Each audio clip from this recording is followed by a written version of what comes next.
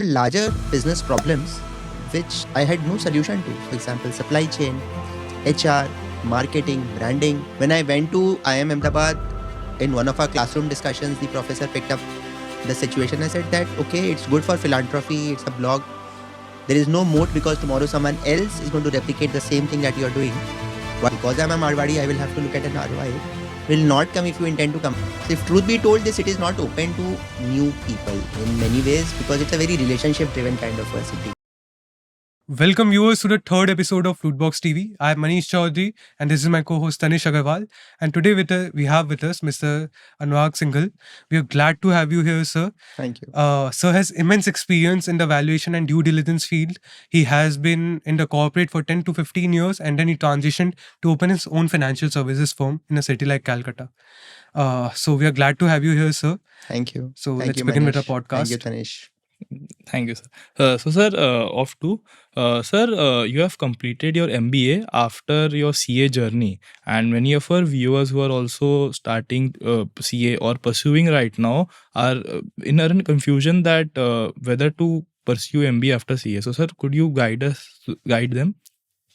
Okay, so I will give you a personal example of why I went for an MBA, and then maybe you can get some generic ideas from that as well.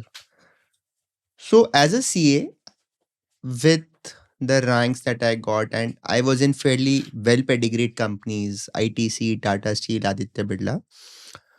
So, any financial problem meant I could just look at it from an NPV IRR perspective. A financial model could be drawn, and I could discount them at a WACC to arrive at an NPV and IRR. But then there were larger business problems which I had no solution to. For example, supply chain, HR, marketing, branding. And if you look at a holistic way of looking at business, these are also equally important. And that's what I realized. And it became all the more prominent to me. I had launched a book called Auditing Mantras at that point of time.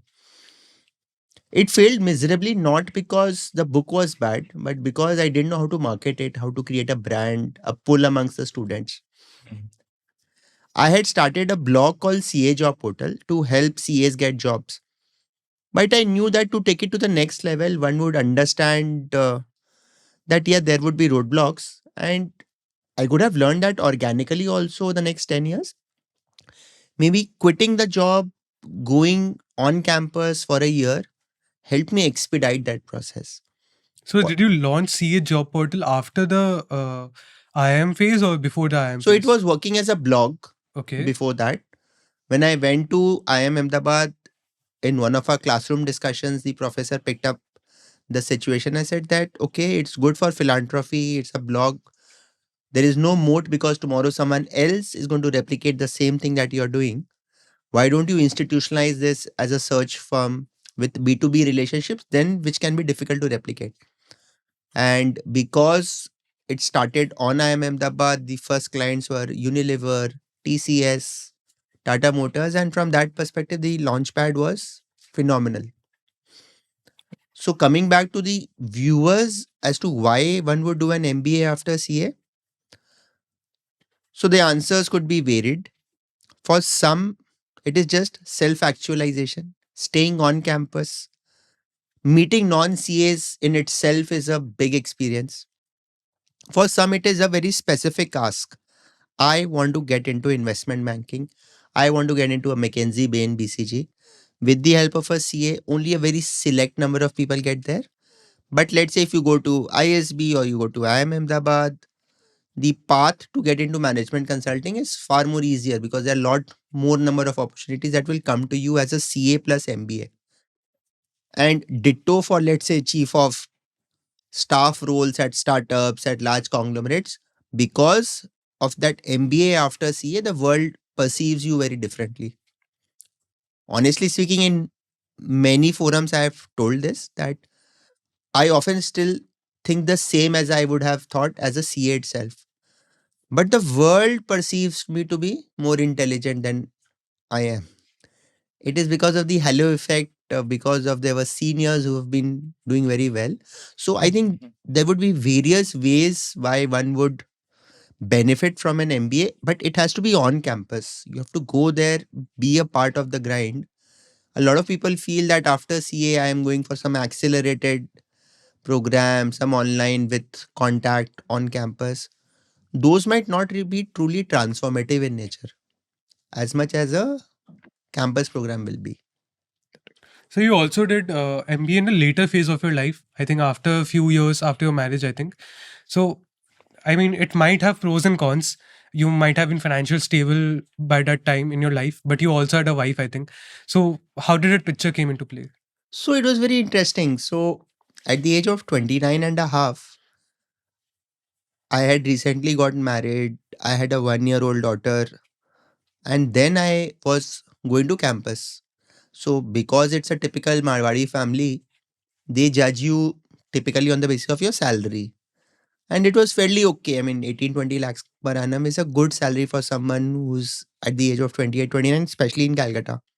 So it was like, ब्याह हो गया, छोरी होगी, ईब तने पढ़ाई Susan लग रही है. But I was very clear that if not now, then never. So maybe it was late. I should have ideally gone for a PGP at that early stage. But that time I was more fixated on completing CA, getting those foundations in place, gaining some work ex, because that was my way of looking at an MBA.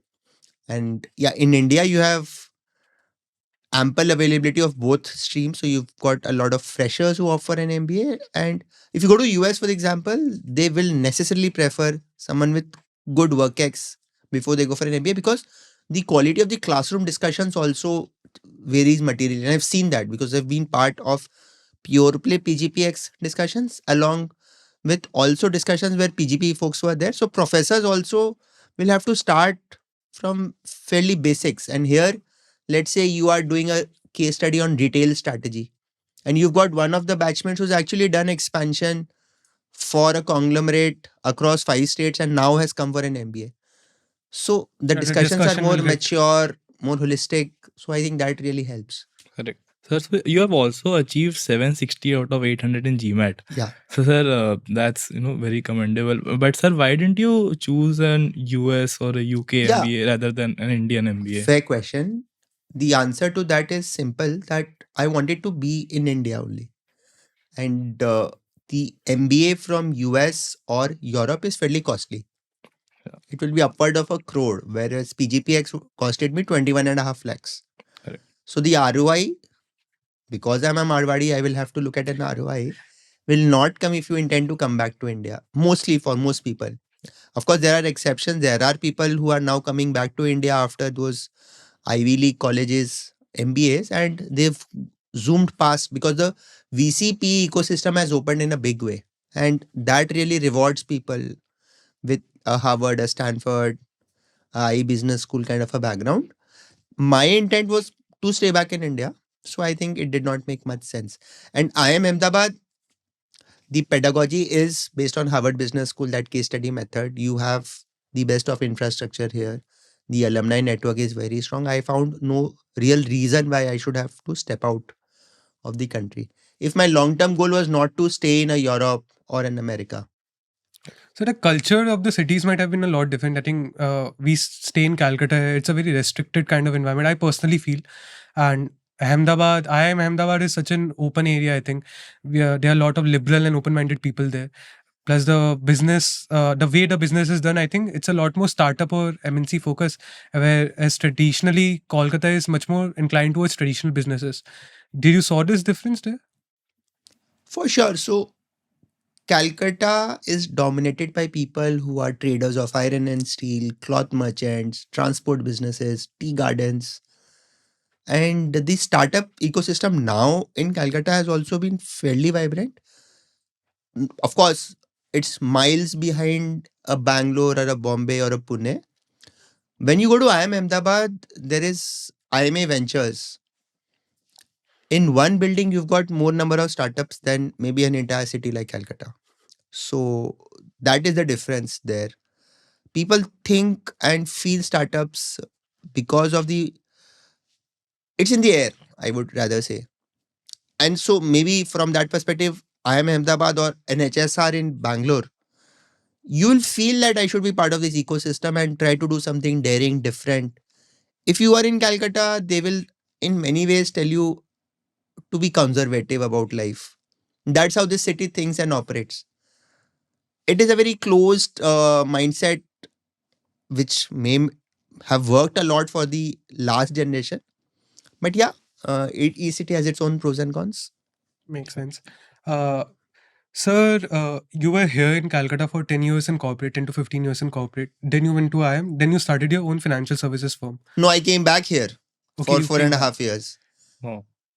Not even 4.5 years. I came back in 2015 till 2021. I was in the corporate world. Okay. 2022 onwards, I've experienced even a core promoter driven company here in my last stint in corporates. So I have experienced the city from the very core. And then I decided that, yeah, enough of a job in a city like Calcutta will not really have significant payoffs. And so I started on my own. Can you explain your journey of starting your own financial services firm? So that was fairly serendipity of its own way. So, in one way, you encounter a situation where you feel that you've hit the glass ceiling in terms of where you can grow in your career.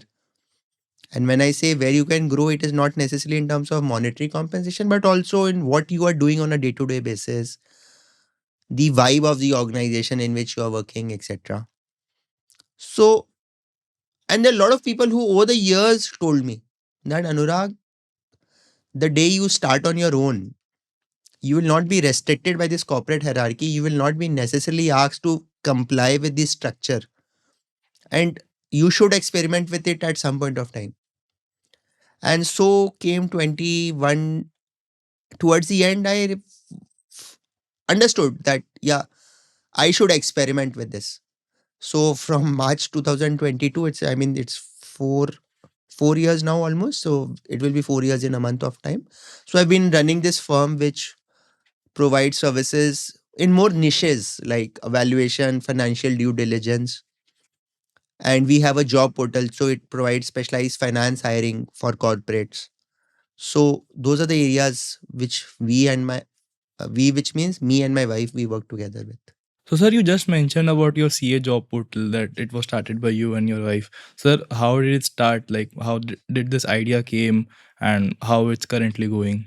See, the idea is not rocket science in this way. There's not significant innovation here. It is simple segmentation, target positioning. So that's typical an MBA framework where you say that I don't want to cater to the entire market. I want to play just a niche and play it only to that segment, but I play that segment very well.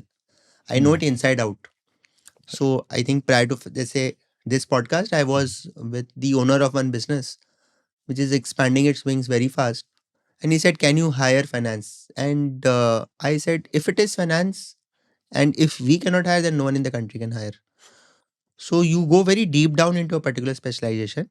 The genesis of it was very interesting. I used to go to a lot of classes where, if you look at typical CA placements, let's say they would have 12 to 15,000 freshers who graduate at every term. So earlier it was twice a year, now it is thrice a year. The top 25-30% get very good jobs, even get placed in a Bain, a BCG, or some investment banking firms. But the bottom of the pyramid actually does not get jobs also through the campus. A lot of them will then scout for referrals through the channel, and a lot of them were left in the lurch. I do not know what to do next with my career. And those were often, of course, situational also. So there are terms where they pass a lot of people and then this market suddenly turns sorry. And that was what prompted me that we should have something which is dedicated. There was one student who was actually turned down by a headhunter also, that we are not going to look at you because your attempts are very large in number. And hence, we posted a job that, okay, this guy is looking out for someone, and he got a job in Grant Thornton. So even when he meets me today, he's like, "Sir, you were the one who got me my first job." So there was someone who got a job in a Titan because he just saw that blog post and applied to that email ID. So that's how it started. And when it started, it gave a lot of satisfaction that maybe somewhere down the line, when that person goes to an office, he would at the back of the mind remember that, yeah, we were the one who helped him get his first job. Then, of course, as I told you, that commercialization also happened because charity cannot be sustainable beyond a point. So yeah, that's how it happened. So this problem is also faced by a lot of CFA and the other courses, Yeah, people yeah, who are yeah. So pursuing. CFA, for example, in India, as a core degree, is still yet to get that much of an acceptance as it actually deserves. Yeah. Because it's a CA plus CFA, an MBA plus CFA, an IIT plus CFA. So those are people who already have jobs, well settled. Mm. They also do a CFA to add another feather in the cap. And someone who is a CFA L1, L2 in the process of clearing L3 and then getting a job, he's or she significantly suffers from lack of enough opportunities in the market. So the core of a CFA, let's say, is equity research. But how many jobs are there in equity research? And especially, let's say, if you look at the India story, except Mumbai, those jobs will be very, very suboptimally utilizing the talent that you have. And CFA competes a lot with the CA Janta. Mm. Because if you look at it, company like ITC, everyone across the rank and file of finance is a chartered accountant. So from that perspective, yeah, CFA specific thing should also happen. But so as I told, the kind of respect or the kind of opportunities that should come its way because of competition from an MBA and IIT and CA. So the plus factor works to the detriment of a standalone CFA. I think also, sir, there's an oversupply in the market of CFAs. There are a lot of people who are doing CFAs, students and also. See, that is because there is not enough demand. I would say, I mean, the number of CAs also who clear every year are now 45,000. But because of their established patterns where an EY will go to campus and pick up 35 CAs, freshers in one go, and ICICI Bank will pick up 50 CA freshers.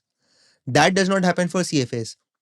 Also, because the manner in which CFAs get deployed is in very niche roles, equity research. You don't have a 200 strong team for equity research. You have 7, 8 sectors and 2, 3 analysts in each sector. So there's not enough churn also. So CFA targets those lower parallel jobs in Mumbai, right? VCP, equity research. So there are not enough of them. BKC, they are not going to fit into a Tata Motors internal audit role or a accounting role, an SAP implementation role where there are bulk requirements, an ICICI Bank credit analyst role where they pick up 200 people in every season. So So you just mentioned that Bombay has that lower Parel area has that VCP and all those. BKC, lower Uh, parallel. so Calcutta one time had, Calcutta Stock Exchange. There was a vibrant finance market here. Why do you think it completely disappeared? There are basically no finance jobs in the city. Even after an FRM and CFA, I'm struggling to get an internship in the city. And the city has its own problems, but the disappearing of the entire finance market, that is somewhat shocking to me. Because I didn't expect, coming to college here, that this city would have such a bad finance landscape. So see, it also is that this whole VCP ecosystem or equity research ecosystem, like a typical game theory problem, will converge to a particular location. So in a city, for example, where would watches be sold? Ideally, there should be one watch shop in every locality. But if you see in Calcutta, there'll be a Radha Bazaar where you will have 70 odd shops of watches. Where the customer also knows that if he goes there, there'll be variety. The suppliers also know that they know they're in the right place. So that is equilibrium.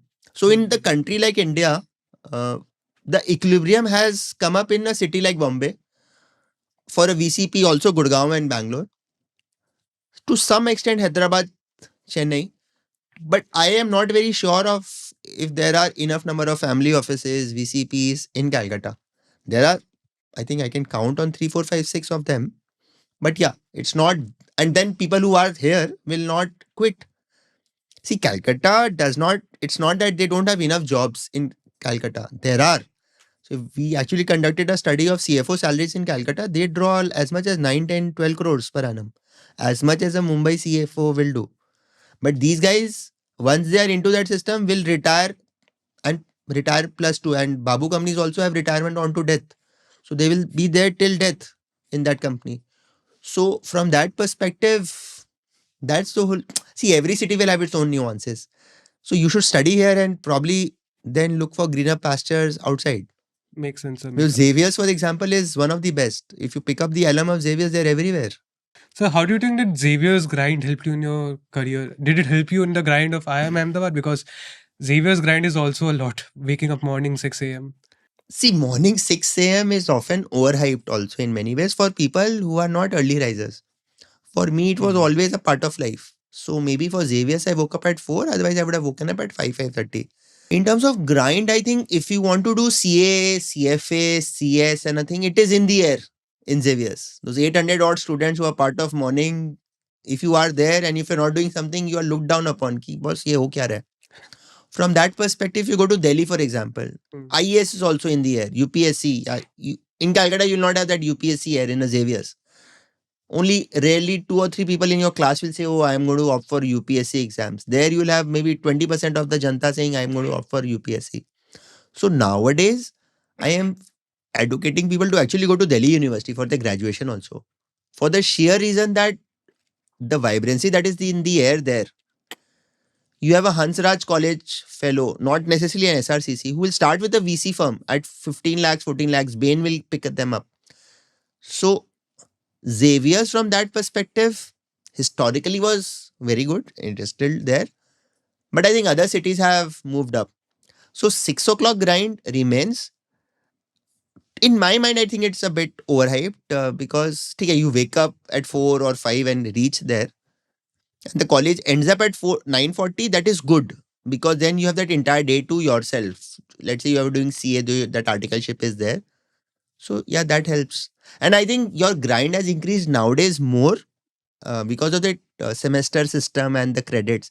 In our Actually, times, it was Calcutta University Part 1, Part 2. It was fairly simple. Only weekly test on Saturdays, which eventually did not matter, except if you wanted to come first in your class. So you would then do well in all of those exams. And CU Part 1, Part 2 is okay. First division is 60%. Most people would manage that if they are doing a CA. So our life was, I think, 2003 to 6 was thoda different from your 23 to 26. makes sense, sir. Makes So, coming back to the financial services firm that you're now operating, so you're operating in a city like Calcutta, Hmm. which is very different from, I think, other corporate cities like, let's say, Bangalore, Gurgaon, or Hmm. Mumbai.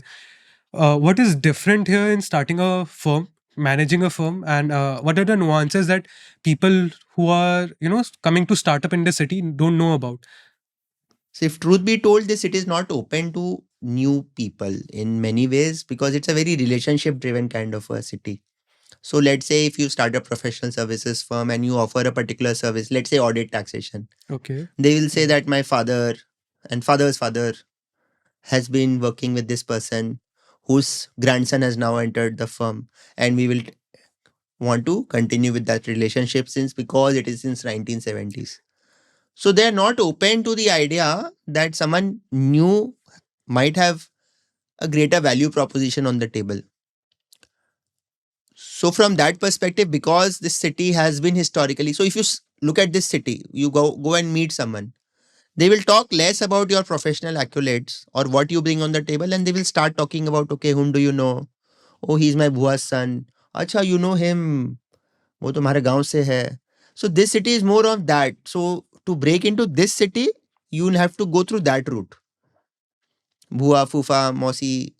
And if you do not have that, it is thoda sa difficult from that perspective because the city is not open to new things, new relationships, new vendors.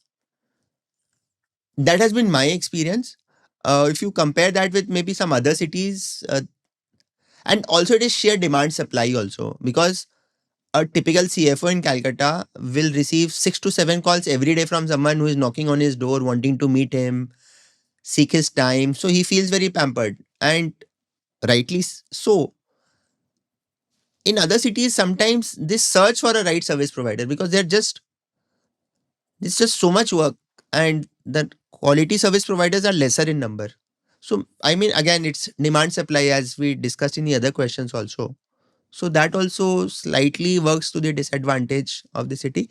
The advantage here is maybe availability of talent, which does not have opportunities elsewhere as much as in a Bangalore, Bombay, Delhi. So they might want to stick around with you for some time. Your cost of living is less. Other hassles of life are relatively less because commute is shorter here. Hmm. So in Bangalore or Bombay, someone wants to meet you. He tells you at 8:30, can you meet me at 9:35? And where are you? I am 40 kilometers away. And I've done such meetings that I'm in Thane, someone in Mahalakshmi tells me that I want to meet you, but my only slot available is 9:45 to 10. Can you come down? And I'm in Thane, 40 kilometers away. I rush to the local train, take that thing, go off to Mahalakshmi, take that cab and go to that place. But yeah, the city also makes you do that. I mean, Bombay because has its everyone own is thing. Yeah. running. So you also start running. So, sir, your firm BetaFin, it's a very unique firm. You're providing valuation plus financial modeling and financial due diligence too. Sir, how is it unique and different from a regular audit firm who is providing audit services? See, as I told you, audit would have been more difficult to get into because of those historic relationships. And I did not have as much of a brand also. Let's be very honest. But when it came to things like valuation, financial modeling, DD, I've actually done that all my life. So if there's tomorrow someone comes and tells me that, can you do this? I said, look, I have done $1 billion projects, implemented them. So your is a very small pre-series A kind of a thing. So it is well within the realms of what we can do. So it was just capitalizing on what I had done in my corporate life. Had I been able to do this without that corporate experience, I'm not very sure. Because today we deal with a lot of complex problems, and you have large firms who are vetting our work. Had I been just a normal practicing CA, they would not even have entertained me. But because of, so I had done this, been there, done that, and as a small individual boutique, some firm also I'm able to do it probably. So, sir, for our viewers, can you please explain what is financial due diligence? Because they often associate it with audit. So, how is it different from that? Okay, in very simple layman terms, audit will be required by every company. Now they have given relaxations for small companies, etc. So any company, private limited company or a public limited company will have to necessarily get its accounts audited by a statutory auditor, practicing chartered accountant for compliance with the Companies Act. DD is very different. So financial due diligence works in unison with a legal due diligence and a technical due diligence sometimes when it's a core plant and all. As the word goes, it is due diligence. So it is when a transaction is contemplated between two parties, and I, as a buyer, really want to understand whether what you have told is actually there.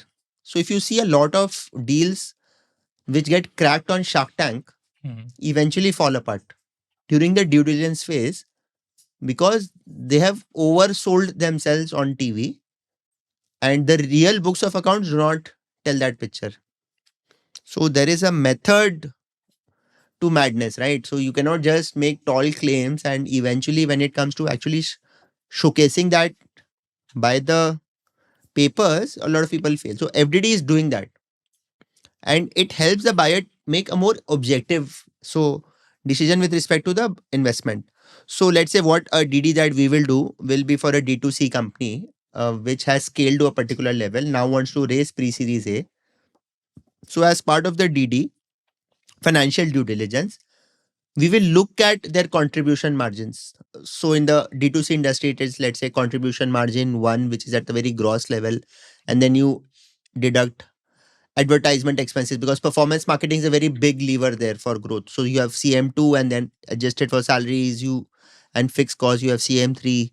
So how are those trends moving? How is Amazon as a sales channel working for them as compared to Blinkit or a Instamart or a Zepto vis-a-vis their own website? And are their debtors really reconciled? Have they claimed to make sales which have never happened? Is their inventory tying up with what is there in their books? Have they made related party transactions? Because it's ultimately they're playing with investor money, right? Mhm. Have they made compliances to that order? Are there income tax notices which tomorrow will fall in the lap of the investor because then or she becomes party to that whole company? So these are very, very mission critical kind of assignments, often have to be completed within 4 days, 7 days, 15 days. And there is a fancy check waiting at the end of it. So the auditee also will respect you much more than a traditional audit, because the traditional audit becomes in many cases a tick in the box, except let's say it's a large listed company. But here there is serious money at play. So our financial due diligence reports in many instances have delayed funding rounds, because we come up with so many aspects related to the company which then have to be improved, that they become part of the term sheets. So what does the financial due diligence re- lead to? It will point out to certain deficiencies or corrections that are required in accounting or in the inventory or in the internal controls. Some of them will become CPs. What is CP? Is a condition precedent that has to be resolved before the transaction will be done. And then the startup or that investee will be scrambling to get things in order. Some of them will become conditions subsequent, that okay, we realize that this will take some time, but then this becomes documented as part of the term sheet, as part of the shareholder agreement, that 6 months from getting the first check, you will have to implement this point, that your performance marketing spend, uh, ROAS, return on ad spend, is significantly poor. It has to be improved. So there are then caveats there, injunctions. So it becomes a very interesting thing to drive decisions, rather than just saying that, okay, I am someone who is driving compliance for the Companies Act 2013. You're helping a buyer make better decisions. And in that process, also helping the seller improve his or her processes. So have you worked with startups or IPO bound companies in this space? So IPO bound companies, I have worked in valuation compliance. Okay. And when I say valuation compliance, I want to make a clear distinction that, let's say there's a company which has come out with an IPO. There have been private market valuations which have been there. When it wants to go to the public market, I will not be the one who will decide at what valuation that will be. Those are those 15, 20 investment bankers and merchant bankers in Bombay who collectively decide. And there was a post by the Bombay Shaving Company co-founder when there was a lot of hue and cry around lens card valuations, that okay, the average man is crying around those valuations, but it is determined by those 15, 20 people in Bombay that this is the valuation that can sail through in this market. But then consequent to that, there is a lot of work around valuation as per Companies Act, as per FEMA, as per Income Tax Act, which we do. Often the work that we do is also in private markets value discovery, where we tell the investor that, let's say there is this company into FMCD, let's say into sound. So here are these private market deals that have happened in sound as a business. So this is the band in which you can operate. Okay. Yeah. So to give you an example, for example, Amagi has a recent IPO. The IPO was brought in at a price which is at a significant discount to that Series F, which happened in 2022, led by General Atlantic. Okay. And there is a reason why that happened, because that time there's a lot of hysteria surrounding this media space. Now that has tempered down. For example, gold and silver prices. Today we are just chasing momentum rather than fundamentals, right? So that was also what has happened in 2022, where people were just chasing top line numbers, GMV, traction. Today they talk a lot about PE. So PE in excess of 2000 times, 3000 times. Still sails through, because the market realizes that it may not necessarily be a good metric for a fast growing startup. Mm-hmm. So yeah, there are a lot of stories that come in the world of valuation. So we are up for that. We help companies navigate through that complexity. So what advice would you like to give to startup founders in terms of, let's say, valuation compliance or due diligence that might help them in the future, but a young startup founder might not know? So young startup founder might not know the fact that tomorrow, if he wants to get funding from a Unilever Ventures, the fact that he has not maintained secretarial records, board meeting records, not serially numbered those pages, will become a condition precedent in that term sheet. So his funding will get delayed because he had not done compliances for the last 1.5 years, because he was just chasing business growth and thought that okay, these things are just can be left to someone else. And that outsource guy did not do it well. Mm. So that is the extent to which happens, that between you and your funding check, the fact that your accounts have been signed 3 months later than the due date of 30th September consistently. So that becomes a very big question mark that, okay, that these guys don't take compliance seriously. When you want a General Atlantic on board or these large VCs firms, they will take compliance very seriously because for them, brand is what matters. Let's say Matrix Partners will not invest in a company which has not done compliance properly or where. So I am not a very only pro compliance guy. So that I have a team member who will do that. I look at business metrics. I would look at, okay, that this business is now shut down. This vertical did not take off. Now you've still got cars which were catering to that business. What will you do with that? So these are core business finance questions that we will raise as part of the DD. So the startup founders have to realize that tomorrow someone is going to come and question their business. So just to run it erratically will be only causing trouble to them or greater magnitude later. So, what mistakes do startup founders do that might deteriorate their valuation in the future? From a valuation perspective, not from a due diligence perspective. From a valuation perspective, I think one major mistake is to go to the market for your next round only when you've been left with a runway of 4 5 months, because then it's very desperate of a situation that if this funding does not come through. So a lot of people underestimate the time it takes to close a round in India with all the due diligences, term sheets, CPs and CSS, those VCs taking their own sweet time because they are also approached by 150 people like you. So the closer to your runway exhaustion that you approach the market, the lesser valuation that you're likely to get. If you get into commoditized places, trying to chase a Me Too product without any moat, you'll get a lower valuation. If you come up with something which is very innovative, for example, in Shark Tank, and there was this idea called Sampark, where they've just one sticker on the car, they take 500 rupees from that on that sticker. In case it's in a no parking zone, you can just scan that and it will call the owner. Or if let's say the owner in an untoward incident meets with an accident, you do not know whom to contact, you scan that emergency number there. 6 lakh people have taken that Sampark QR code for 500 rupees each. That's a top line of 3.5 crores.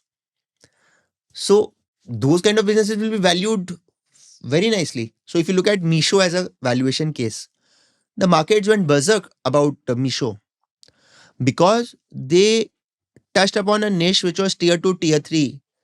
Those sellers which wanted to be on e-commerce were deterred by the 20-30% that was charged by Amazon in the yesteryears. They found their own sweet spot. And look at the kind of massive response which the markets had. They're still up 50% plus from their IPO price. It touched a high of 235 to 40. Today it's at 160, 170. But still, the IPO price is 100, 110 kind of a thing. So where people find niches, the market also values them very well with uh, good numbers. Take the case of Ola Electric versus Ether. Ola Electric is down in the dumps. There have been instances around fire. The promoter has been selling shares, which again adds to lack of confidence. Ether has been, the IPO was at 330 or something, came down to 300 post listing. Today it has touched, I think 700, then now it's in 600 because of the recent slight meltdown that has happened. Good businesses will get very good valuations. That is at the core. And if you have at the core of your business technology, which helps you scale 5x, 7x without a 5x, 7x increase in fixed cost. It's a simple SaaS model, a cybersecurity model, a trucking app, which will help you navigate and understand where your trucks are. As compared to brick and mortar, you will get significantly good valuations. Makes sense. Makes sense. Correct.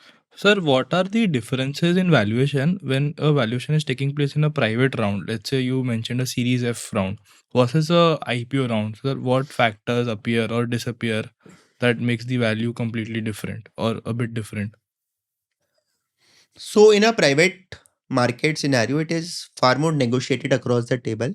ना तेरी Hmm. माँ मेरी. So there have been books where they said, okay, 100, 150, no, अच्छा चलो ठीक है, or a cup of coffee, 125 done. But when it comes to approaching the public market, if your issue does not sail through, that will be a big egg on the face. And that's the last resort for people to get exits, those people who have written checks at your pre-series A. So they're far more cautious, calibrated. Of course, often greed also comes into the picture. You see a large number of IPOs that have come in the recent past are today 50% of their price.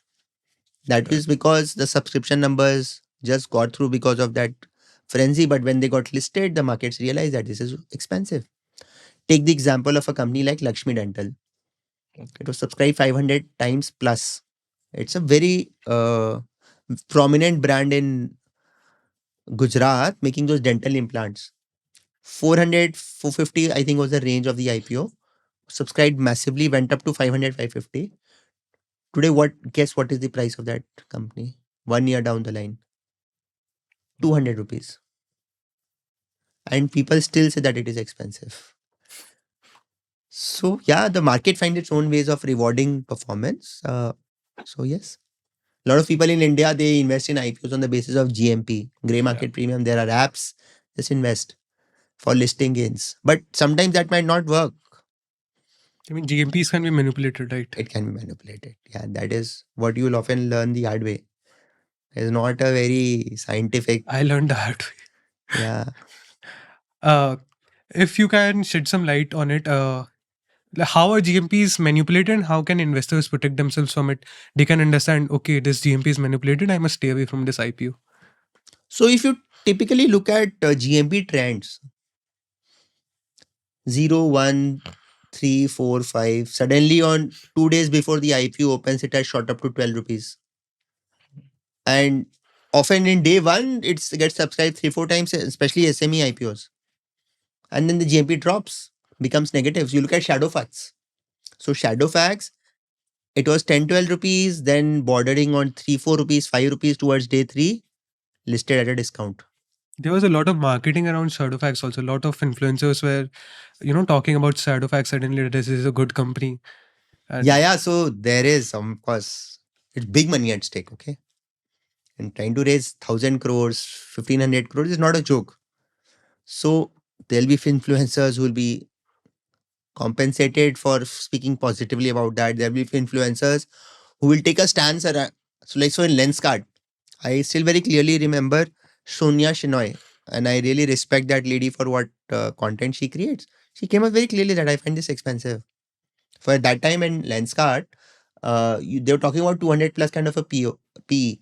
And that P was after the profit, which considered a one-time gain from one of their investments. If you excluded that, it was actually a negative P. But yeah, markets being markets, they sometimes remain erratic for some extended period of time, like it is currently happening in gold, silver, because there is no valuation metric that can justify an everyday 20,000 rise in a silver price per kg. But that's happening. But I only sometimes worry that when the cycle turns, the ones who will be left with those positions to square off will find it hard because it's going to crash. In fact, that happened on silver 2 days ago. It fell in a straight line for a small period of time, then bounced back because there's just too much money chasing it right now. So I think valuers often also have to compete with momentum. There's just too much momentum. Everyone wants to buy something. They said we don't care about valuations at all. so silver and gold cannot be valued. I've often learned this. I often learned this on LinkedIn posts or YouTube videos. Everyone says this: silver and gold can be only be priced; they cannot be valued. Is there any way to reach a justified price so that that you are not being fooled or you are not just chasing the hype? See, at some point of time, when markets were more rational with respect to gold and silver, and I was in mining business of Aditya Birla Group that time, and we could clearly see that okay, the marginal cost of mining gold is $1,600, $1,700 per ounce, which today is still that mining cost. But if the prices would have crossed more than that, more capacity would have come on stream. So if it happens in crude, that if crude prices fall below a threshold, then the incentive to explore new oil wells or open new oil wells goes down. And then when they go up to, let's say, 120, 130 levels, then suddenly everyone is incentivized that, oh, let's make the most of it.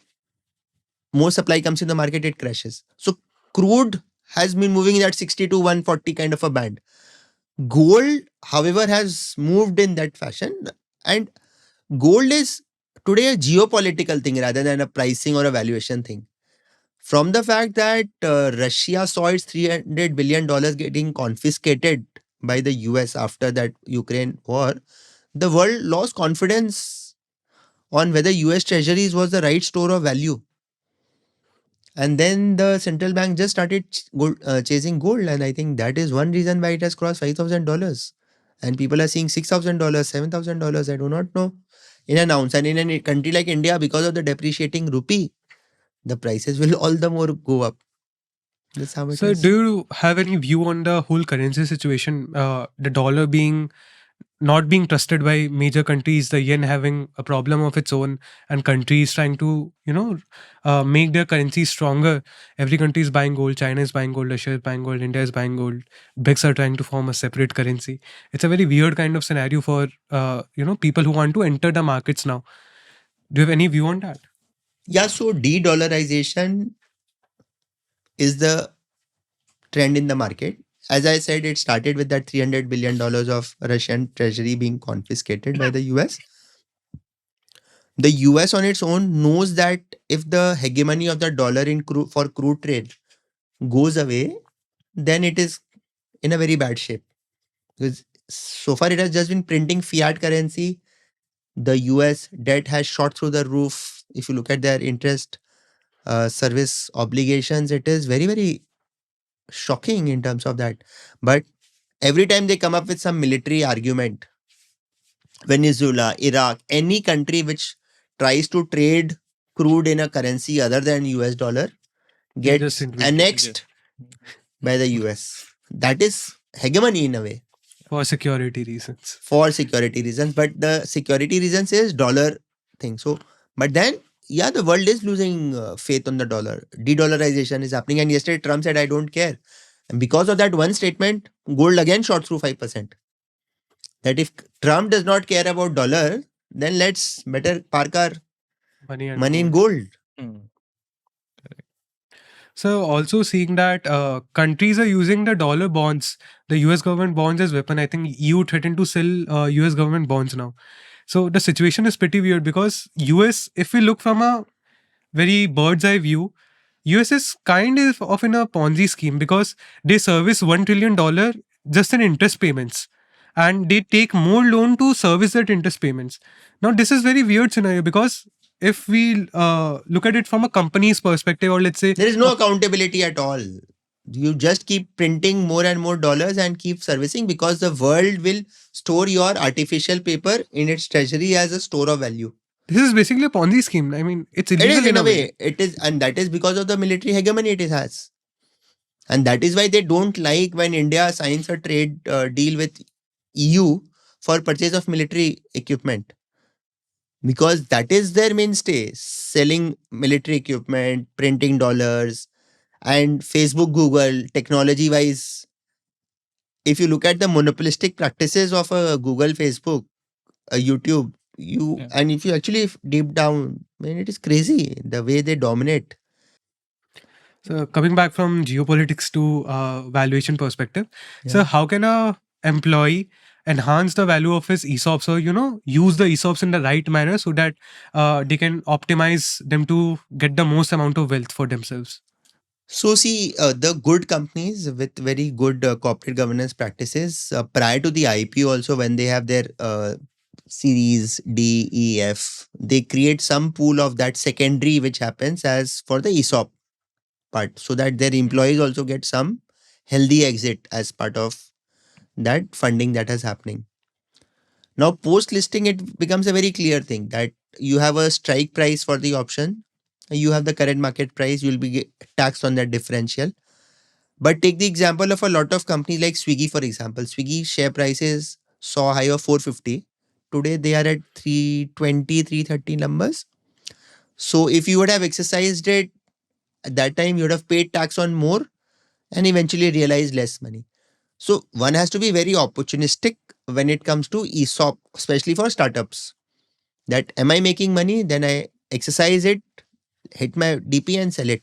In fact, therefore, startups have tie-ups with NBFCs to help their employees fund the tax element, get those shares in a DP, and immediately sell them to exit.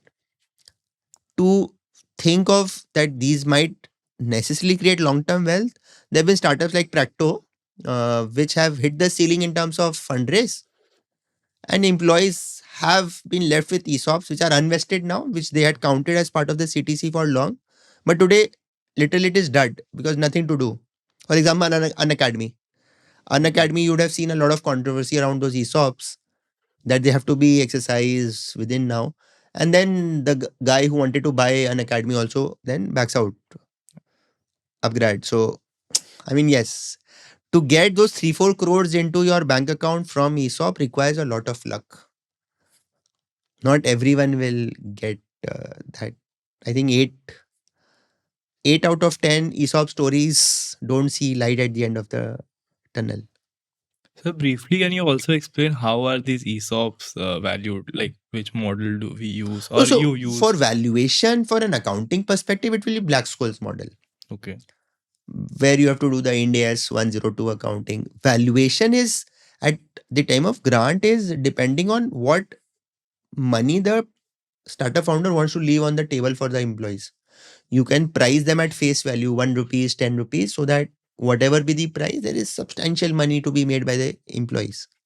Where the founder has the mindset that I want to my people also to be participating with that.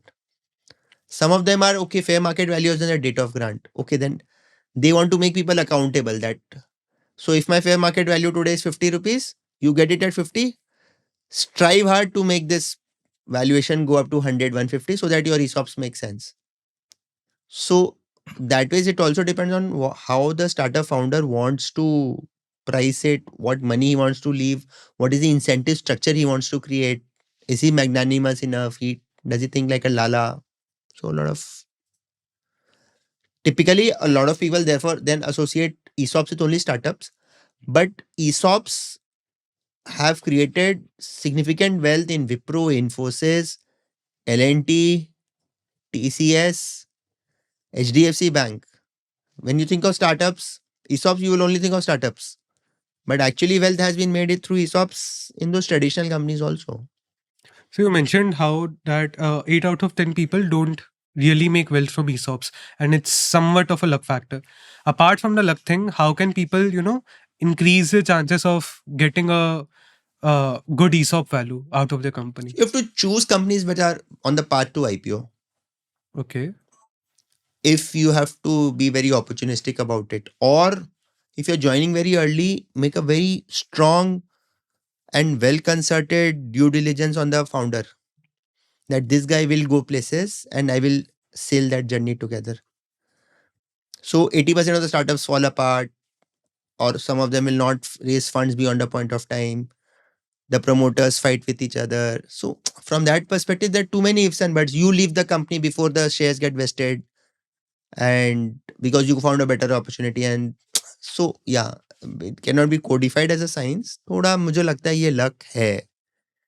And I've seen n number of people who've maintained crores through ESOPs, and n number of people who had so much of ESOP but became trash because the startup just didn't take off subsequently.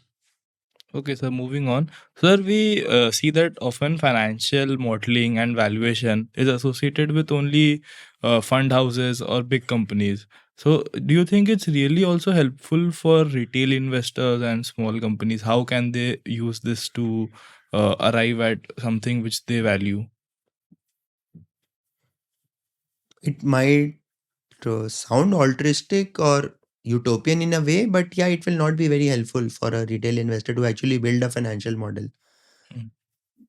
because that is the luxury of a large investment bank, a VCP. There's opportunity also not. So let's say if you want to make a financial model for a Swiggy or a Eternal, what access will you have to data from the management about growth estimates, terminal growth rates, how margins are going to move?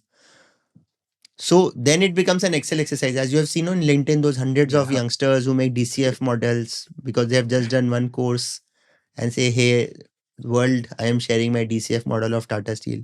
What value is that adding to the world? Because you do not have access to any data about those critical value drivers. So I think, yeah, it can be happiness, dopamine, but does not add value.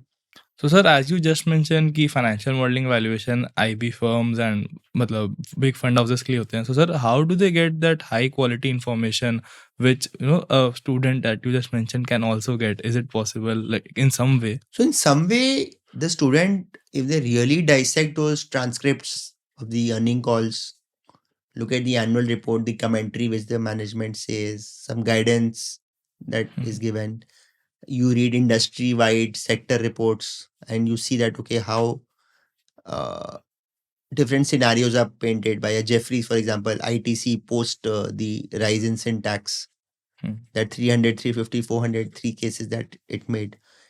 Yes, there is some data, of course, which is available, but the serious data that is available is to that institutional investor who will put in 100, 200 crores into that stock if you have entertained him properly with the right information. So, of course, then they are privy to far greater depth of details because the promoter will sit with them to understand. Let's say a Kotak small cap fund, the fund manager will want to go to one small cap company which is in the listed space. The promoter knows that if Kotak small cap fund puts money into my stock, others are all going to replicate. My institutional DII portion goes up significantly by seeing that the retailers also go up significantly, and it's all balle balle. So kind of think of the kind of access which a Kotak small cap initiating coverage on that stock for the first time will have. But that can be seen from a different perspective also. If the promoter knows that the value is going up, he might give false information, and that can be seen in a lot of So cases. that requires a very smart fund manager. So those fund managers can really dissect mostly. They have very strong forensic checks also. So I think one good thing that those guys also do is a good forensic audit of the financials. And there are checks and measures. For example, EBITDA and cash flow operations ka ratio, which you would have studied. It is a very good metric that helps you understand that, okay, is it all hogwash which the promoter says? See, because most promoters will have optimism bias. They will tend to be very optimistic about their business. So you have to also therefore be a bit more circumspect about what they are saying. Does it make sense? Are the numbers tying up? So as I said again, the principles of due diligence. If you were to marry someone, imagine everyone will be all smiles, happiness. I am simple. But are they simple? Of course not. They just want to get the deal done and hence they are pretending to be someone who they are not. But the promoter sits with you. You get to understand the vibe, the body language also. You see, there's eye contact. And I've heard this from fund managers when they talk to promoters. What is it that look for intent, succession planning? Is the son actually wanting to join the family business or will stay in the US as an investment banker? That's a serious question that needs to be asked to a promoter. I mean, business analytics goes from Excel sheets to analyzing people as we go higher up in the value Yeah, chain. of course. Of course, yes. If your next generation does not want to enter this business, who will go to the grind of running the factories? Then you would better sell it off to a private equity guy and remain as a family office, which will again do investments, as has happened to a lot of Indian companies. They sold off lock, stock, and barrel to P's. So, sir, as you just mentioned about family business, sir, a student studying in a college, so he has a traditional family business. So there is always a dilemma. So whether to go for a job or to, continue that traditional family business. Sir, any advice to that group? So it depends on what you want to get out of life also. So some people feel that those glass chambers of a JP Morgan add more value to their life, to their snob effect, than running a traditional cloth merchant business from Tinsuki, Assam. Whereas that business might be making a crore per annum, and that guy might be slogging for the entire year for 15, 20 lakhs per annum as an analyst. Hmm. But yes, the youngster derives a lot of dope from the fact that he is not joining the family. He has its own independent, or she has her own independent identity. So, is there a right answer for all? Not necessarily, because it will also depend on how receptive your father is to new ideas. Can the business be scaled? Can technology be deployed? Or will it be continuously that also you also have to go and sit at the galla, count cash, and Ruka will come, and then the transportation receipts, lorry receipts. So if the business is run in that and will continue to run in that traditional way, some people will walk off it because they are IIT, IIMs, they've gone abroad, they cannot do that. So again, each man will have its own flavor of tea that they want. But those traditional businesses also have to survive because they are the backbone of the country. So, do you have any advice for traditional businesses who are, transitioning from Lala businesses to, better modern run companies in the liberal sense, if we say? I think the way forward should be that uh, they should try to get scale to their advantage. Being a small, marginalized, fragmented existence in a market does not add any value. You'll take credit risk of very high order and ending up losing money.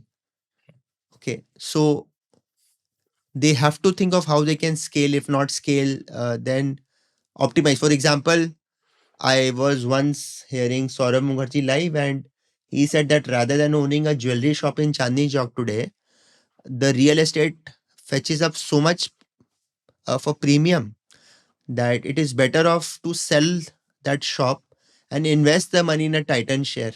That will give you a better CAGR as compared to sitting in that shop just waiting for the price of the shop to appreciate. So if you look at Delhi, NCR, a lot of businesses run because they will just continue to survive while the properties prices have been increasing. So that mithai wala will say मेरी दुकान 4 crore की हो गई है, 6 crore की हो गई है, and he is doing daily business of maybe 30-40 thousand per day. So maybe earning 10-15 thousand a day. That's it. 3-4 lakhs a month. But that's the price of the shop, right? He once sells the shop, then he's just sitting at home, like he doesn't have a business now. Exactly. So that is just dopamine for the mind rather than actually making sense. But you will see that people tend to derive value from that. And once, let's say, even 10 out of the 20 businessmen start selling the shops, the price will start to crash. I mean, not everyone can do that. So you can't sell your house, for example. A lot of people count that house also as part of their net worth. But let's say the price goes from X to 4X. Will you sell your house and go to a lower priced house? You cannot. You can only upgrade. It's a status symbol. It's a status symbol. So then counting the value of that appreciation, I do not think makes much of a sense. Do you think that real estate is still a good investment in India? See, real estate is a good investment from the fact that it is by default subject to a long lock-in because of the lack of marketability that is there, instant marketability. So if you have TCS shares in your demat and tomorrow you feel uncertain about what Trump is doing, you will sell them off. And after that, they compound. But try to put that shop in the market. There'll be brokers, there'll be buyers coming. Nahi, maza nahi aaya, महंगा hai. So you tend to stay invested for a longer period of time. So because you tend to stay invested, there's a lock-in. It works like an ELSS in a way. There's a lock-in. So that small compounding happens. Now real estate again is very, very random. Depends. You have real estate, metro comes just adjacent to that. Prices have shot up as you would have seen a lot of them. And you have a shop in front of that, the flyover comes, the pillar of the flyover comes, the entrance is blocked. You're doomed. So it is very, very luck driven. Lot of land, national highways going through that. You get 4x the price. So yes, there's a lot of science also. If you can think ahead of the curve that okay, this is an upcoming part, like in Bhubaneswar, for example, smart city. Yeah. And there are a lot of now. I was shocked when I heard that in Bhubaneswar there are 15,000 rupees per square feet residential properties now. Complexes of the highest order, which one would have thought would be only in a large metro city. But that's happening in Bhubaneswar. So people who would have invested ahead of the curve would have made money in real estate as well. I think the whole game is around thinking contrarian away from the herd, which I have not made money through investing, any significant money through investing, but I have seen people with n number of examples that you cannot make money chasing the trend. What do you think about REITs? REITs are good depending on, again, corporate governance practices in that entity. For example, there's a knowledge realty trust. Yeah. Blackstone commercial estate of the highest quality is parked in that. And from an issue price of 100, it is now at 126, 127. Last August, we are in Jan. So those will do well. Embassy, for example, has got issues, plus minus. So then it does not do well. Again, diligence. Diligence comes everywhere. Diligence comes everywhere in a way. So you have to be very, very cautious about. You have SISF or something which has now started coming, those 10 lakh rupees products. SIFs. SIFs. SIF. So those are now the cult thing that people are doing. Now you do not know how they will perform maybe 3-4 years down the line. But yeah, that's how it is. Credit AIFs, performing credit, distressed asset, they give much better a return than a standard FD will do. Ticket size of 1 crore and above. So those are instruments which again require a lot of diligence or maybe access to that network that अच्छा तू लगा रहा है चल मैं भी लगा देता हूँ 1 crore मेरा भी लगा दे. So you're part of that network. So Yeah. the way startup investing happens, and we discuss startup valuations. Startup valuations do not necessarily happen on the way of EV EBITDA or P as one would have learned in the theory. So there's a VC who says, okay, I like this startup. They will need $5 million of burn. I'll take 20% in return. So therefore the pre-money is $25 million. Let's say. And then because that guy is doing it, others also piggyback. That if Matrix Partners is doing it, मतलब तो diligence is all in place. That sound investment hypothesis. Let me also write a check. It's a logical fallacy in a way that people don't do their own due diligence. May not necessarily fallacy. So sometimes in an exam, if you copy from the topper of the class, you will get good marks, no? So, and sometimes I am piggybacking him, sometimes he is piggybacking me. So this VC ecosystem works on I scratch your back, you scratch mine. So from that perspective, yes, it works. In private markets also it works. Na? In these investments, चांदी तू ले रहा है 10 kilo ले रहा है मेरी भी ले ले. Yeah. I'm piggybacking on your judgment, and for me, what is the at loss? Maybe a couple of lakhs here or there. ठीक है, fine, it's part of the game. Yeah.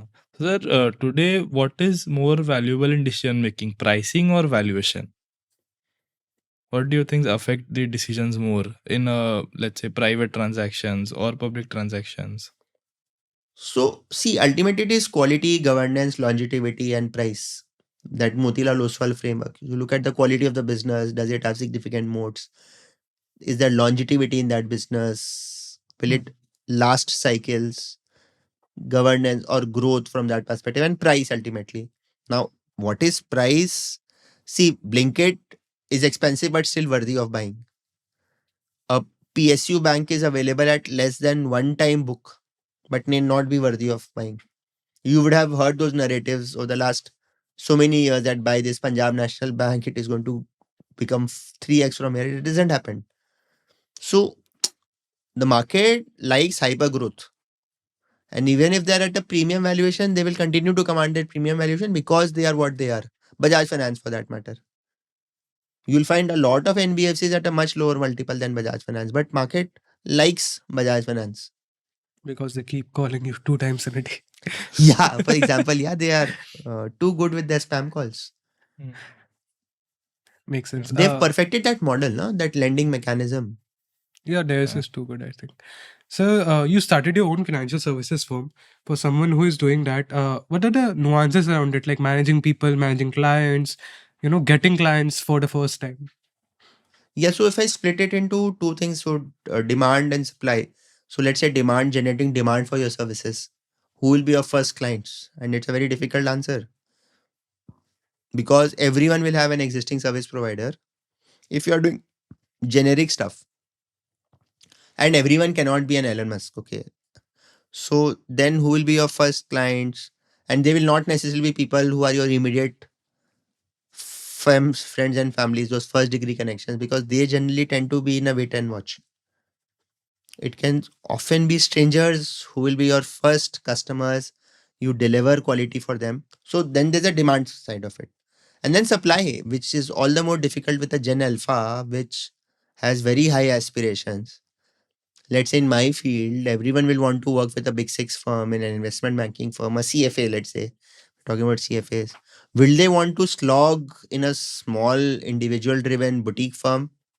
Maybe for a couple of months. But after that, the boutique firm cannot pay them 15, 20 lakhs, which is the aspiration. So, how do you manage supply? So, your clients will be unrelenting with respect to deadlines, quality, and it is a very simple mindset. I'm paying you. So, even a simple typo error will not be enough, will not be taken with kindness. Regulators are not going to take that with kindness. So, your supply has to be top notch. You have to be out on the road trying to address and pick up demand. So, marry them. And then, let's say you've delivered work for someone. Then, how do you invoice them? That is a big task, accounts receivable, because you have to chase people unless very professionally managed companies. Kya hua sir, kya hua sir, and the moment you say bit rudely, they say, oh, you spoken to me rudely, तो इज्जत ही ले लिया, फिर पैसे क्या लोगे? So what do you do then? So there are tits and bits of everything which are very interesting. And then branding, I mean, you in a way have to build your brand. You're competing with third generation, second generation firms. For example, in my industry, valuation for that matter, they have got big six firms. You've got a Bansi Mehta. Big transaction will necessarily go to these guys because of that brand. They are so good in that work. And that has been something that they've consistently delivered over decades. As a individual, your client also does not know whether you'll survive the cycle. So will you get big transactions? Not necessarily. Will the small customers be very kind? True to their very nature, they will not be. So it is fairly complex kind of a challenge there. So do you think India can build its own big four? Yes, why not will be a instant response, and the way the government is encouraging the Bharat 4, as they would say, yes, that is very much possible. You've seen informal alliances between large companies, those network firm combination coming to the picture. Having said that, I still would think that the big six firms, because of the international presence, are far more robust when it comes to investing in systems, processes, brand. Will Indian firms have that wherewithal to create systems of that scale, complexity, resilient systems? Time will come because, see, as a country, culturally, we are used to the quick buck, because of which our Infosys and Wipros and TCSs ended up only doing body shopping. Whereas the US guys made the products, which today are the source of moat for them, whereas we are now questioning whether H1 visas will be issued. So we don't really build brand systems, I think, to that extent as these Americans do. Not to take it away from Indian firms, there have been firms which have done exceptionally well, but to take your brand to that level will require enormous effort. And I would be the happiest person in the world if Indian firms are able to crack that code. So you've invested a lot around building relationships and networking, because starting your own firms require that. Uh, what do you think is the right way to network, build relationships, and what advice would you give to 20-year-olds like us? It's a very interesting question. So networking is your, so they say that network is your net worth of a say, but how do you build those enduring relationships is $1 million question. And again, it will be a very, very bespoke answer coming to each individual because of their realities being very, very different. In professional service firms, I have seen people who are extremely good socialites. Their people skills are of the next level. They will be the person whom everyone wants to go to in a party and meet and be around with, dance, hang around with. And then the next day or the week ahead, if they call up for work, they get work because the bonhomie that they can create. There'll be people who are introverts who will be in the corner in that party, not really being able to cut the ice with people. Will they necessarily be failures? Not necessarily, because these guys will make very deep relationships which are vertically strong. Some Hmm. people are very good at horizontal relationships, Okay. large number of people in their network, but more superficial in nature. Hmm. Some people are very, very good deep dive. Now, whether it is good to be horizontally wide, vertically deep, there's no right answer, because I've seen both models succeeding extremely well in today's interesting times that we live in. Networking, but I think one fundamental tenet which has always worked in networking is selflessly, if you have done something for anyone, no matter what they say about this being Kalyug, etc., it comes back to you in a very positive way. So, people whose life you would have positively influenced in some way or the other will become your brand ambassadors at some point of time. So, these could be anyone. So, people whom you selflessly will call up every year on their birthdays and just say happy birthday, no agenda, nothing to ask, but yeah, it's your birthday and I feel duty bound to call you. Now, when let's say you start on your own, will those guys not be morally obligated to give you work? Is one question. Again, there's no quid pro quo here, but you will find that yes, it will work in some way or the other. So, networking, I mean, it can be endless. So, there's a lot of science to that. You might like the status updates of people and they might in reciprocation give you work. You might knock on their doors for days and they will not give you work. So it's very complex. Human behavior cannot be predicted. That is one of the biggest challenges of running a professional service firm. It is so human dependent. You like me, you will give me work. You don't like me, you will give someone else. It's not like a Facebook or a LinkedIn that झक मार के मुझे जाना ही पड़ेगा. There's no alternative. So they've created modes of that order, and there are network effects which cannot be replicated so easily.